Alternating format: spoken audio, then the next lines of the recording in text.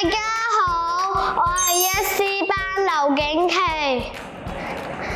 大哥，你而家喺度做乜嘢啊？細佬，老師經常同我哋講，我哋要多閱讀課外書，所以我哋做完功課、溫完習就要開始睇圖書啦。係嘅，知道。細佬，你又知唔知1月份開始有圖書科活動啊？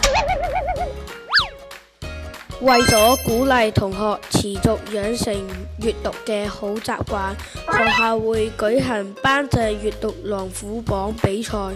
比賽分4期進行，請同學留意以下嘅日期啊。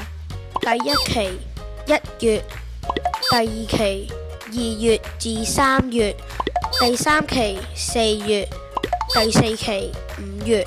學校會根據各班嘅人均借閱量，每一期喺每個年級選出冠、亞、季、殿軍。老師仲會喺 Super Kid 系統加分俾勝出嘅班別。大哥，圖書組仲有特別獎勵添㗎。老師會根據2期嘅成績，喺高中低年級選出最高人均借閱量嘅3個班別，得到特別大獎。大哥，特別大獎會係啲咩呢？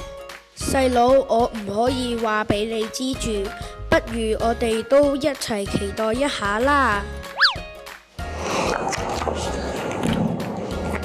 聽完我哋嘅介紹，大家係咪好期待呢？